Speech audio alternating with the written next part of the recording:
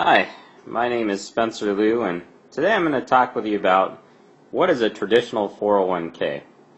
Basically, it's a retirement plan that's set up by your employer, and so if you're currently working somewhere and they don't have one of these, you might just want to check with them and find out if they're looking into it. They're not that expensive to set up or administer, so it'd be a benefit for you and also the employer. What it allows you to do is put away money on a pre-tax basis, and that money that you put away pre-tax grows tax deferred. So basically it's a way for you to set aside money for retirement that's pre-tax, growing tax deferred, which means more of your money's working for you. Plus there's a bonus, free money.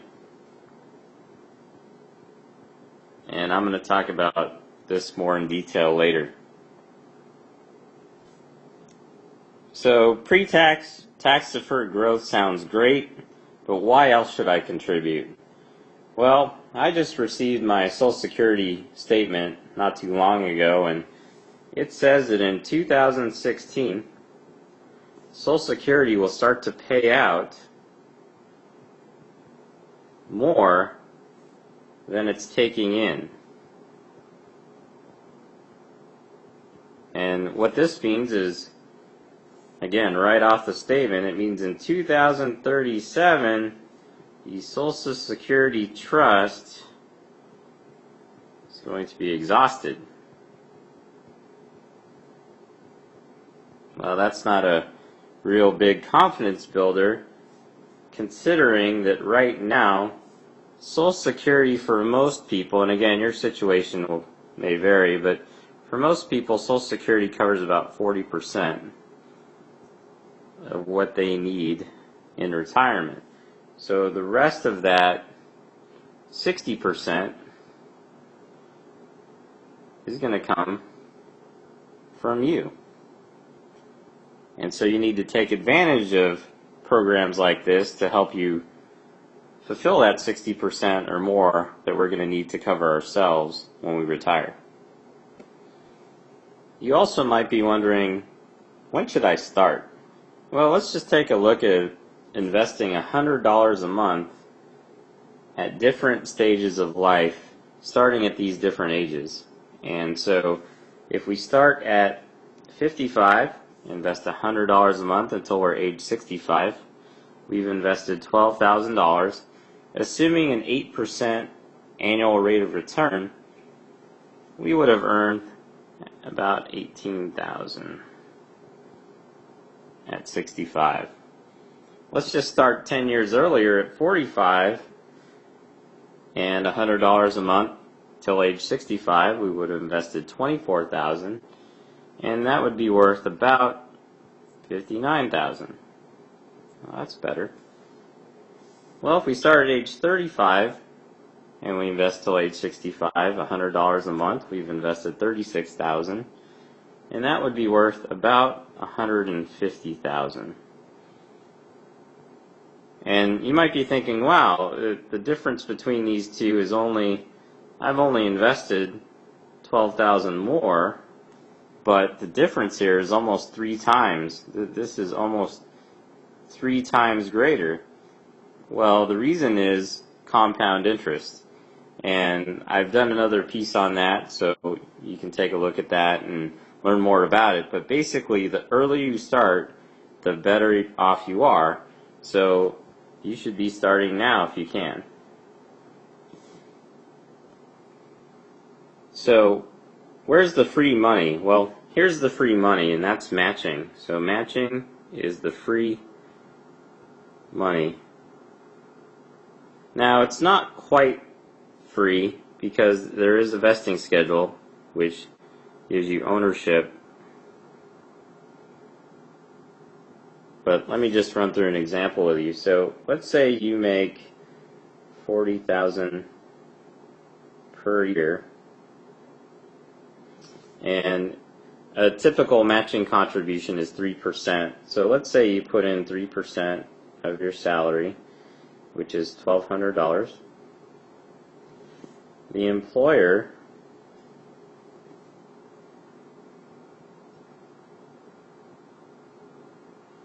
also contributes 3% or $1,200 to the plan on your behalf, but it's tied to what's called a vesting schedule. And this one's a 5-year. Most of them tend to be around 3 years, but you'll have to check with your company to see. Some don't have a vesting schedule at all. You're immediately vested.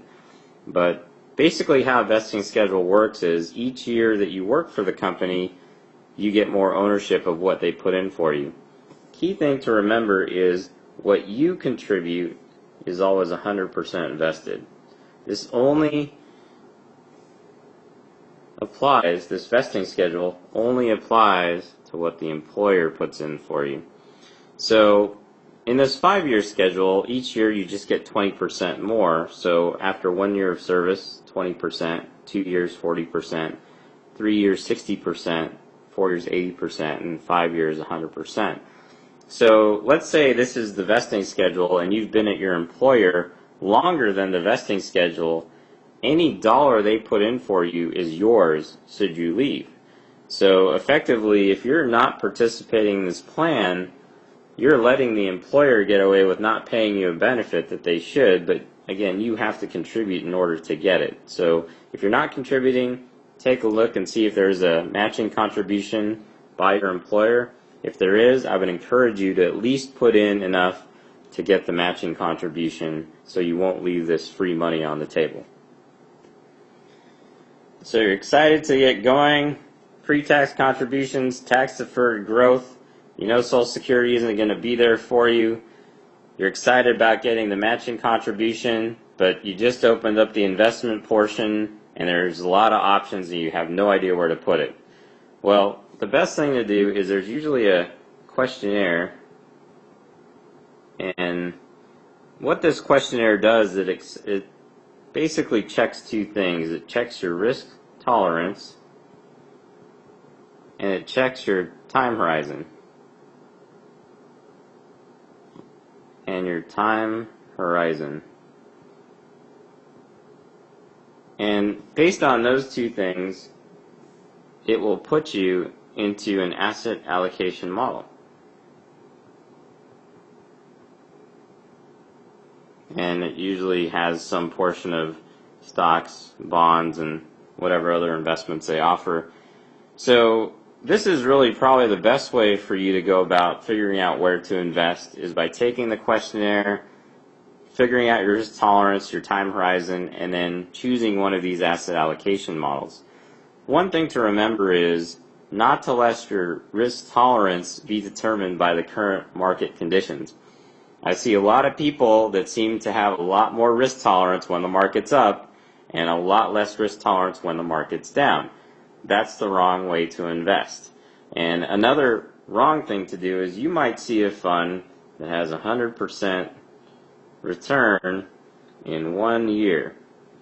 And you might be tempted to put all of your money into that particular investment because it did well that year. Well, unfortunately, the next year, these funds usually go down, and they don't do 100% year after year. So again, best thing to do, fill out the questionnaire, stick with your asset allocation model, and you should be fine. You might also be wondering when you can take your money out. Well, these are the 3 most common instances, but again, it depends on your plan, so you'll have to check with your human resources department. But basically, if you separate from service, you have the option to take your money out or roll it into another plan. There's a hardship withdrawal provision, and there's also a loan provision. Now, with the separation from service or the hardship withdrawal, if you're under the age of 59 and a half, you may get hit with a 10% penalty plus taxes on the amount that you take out. So it's really better to save this money for retirement and let it continue to grow and just access it when you need it at retirement. And the same goes with the loan. The loan's a nice feature to have, but again, this is kind of the last source of money if you need it. So don't tap it if you don't have to, but if you have to, there usually are these 3 options. Well, thanks for watching my explanation of traditional 401ks. I hope you enjoyed it. Please take a moment to read these important disclosures. I'm Spencer Leu, the Finance Guy.